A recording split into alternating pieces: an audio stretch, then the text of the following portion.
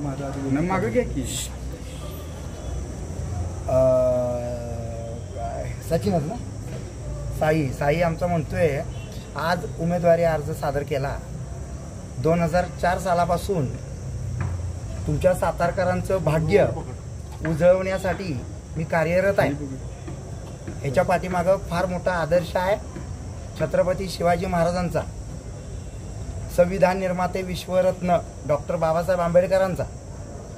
Doctor Bhimrao Ambedkar बालवयामध्ये किती वाईट परिस्थितीतनं गेले हे तुम्हाला माहीत आहे आणि तुमच्या सगळ्यांवरती त्यांनी उपकार केले।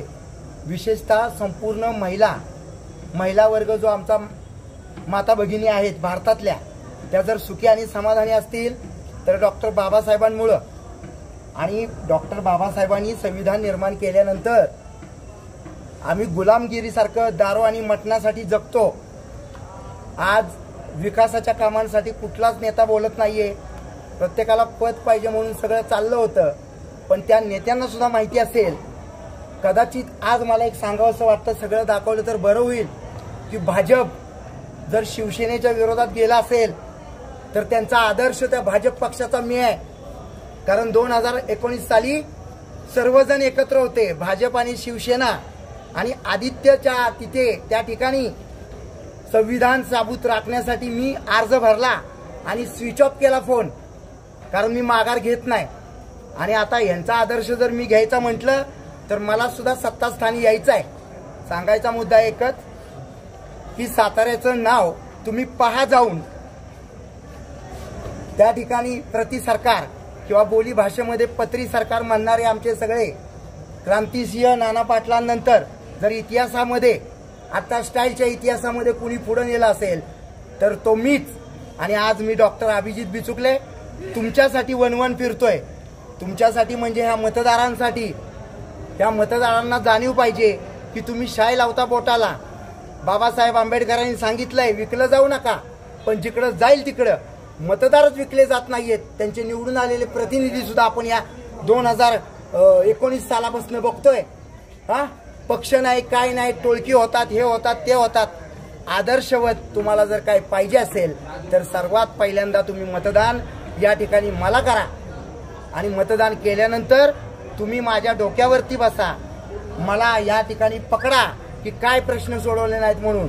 साताऱ्यामध्ये त्या ठिकाणी MIDC बंद आहेत, कोण कारणीभूत आहे याला? MIDC बंद आहे, नोकर नाहीत, त्या ठिकाणी लोक वनवन फिरतायत। तरुण पिढी का मतदान करते? त्याच लोकांना 20 वर्ष तुम्ही सत्ता भोगली।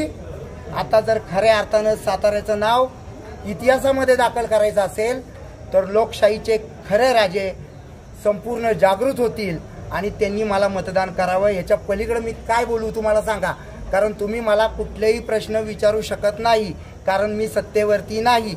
मी जनतेच्या संपूर्ण प्रश्नांसाठी झगडतोय, हीच फार मोठी गोष्ट आहे। मी स्वतःच्या पायावरती उभा आहे। आज तुम्हाला माहिती असेल, आज मी बोलतो, काही बातचीत झाली होती, एक मोठा चॅनल आहे आपला TV9 म्हणून, त्यांनी मला घेऊन संपूर्ण आपल्या 48 मतदारसंघांमध्ये एक मोठी संकल्पना राबवायचं ठरवलं होतं आणि त्यांच्या लक्षात आलं की मी उमेदवार आहे। आज तुम्ही मला सांगा, त्यांची लक्झरियस गाडी, हॉटेल आणि संपूर्ण महाराष्ट्र भ्रमंती मला करायला मिळाली असती, सेलिब्रिटी स्टेटस माझं वाढलं असतं। पण सेलिब्रिटी स्टेटस हे माझ्या मनगटानं कमवलंय आणि देशसेवा करणं, लोकसेवा करणं ही गोष्ट डॉक्टर बाबासाहेबांनी आम्हाला शिकवली। संपूर्ण सातारकरांना माहिती असेल की असं कुणी पटकन जाऊन एकदम स्टारडम घेत नाही।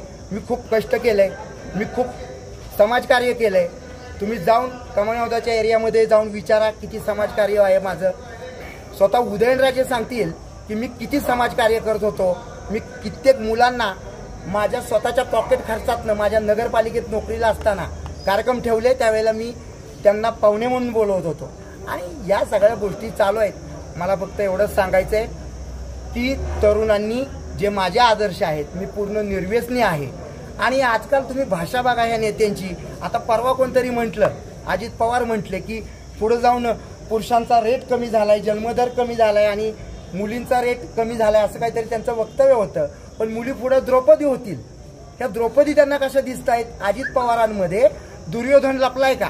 सुनेत्रा वहिनी अजित पवारांमध्ये दुर्योधन असेल तर सुनेत्रा वहिनी तुम्ही पहिले त्यांचे कान पिळा, नाहीतर मी कृष्ण म्हणून तयार आहे दुर्योधनांना संपवायला.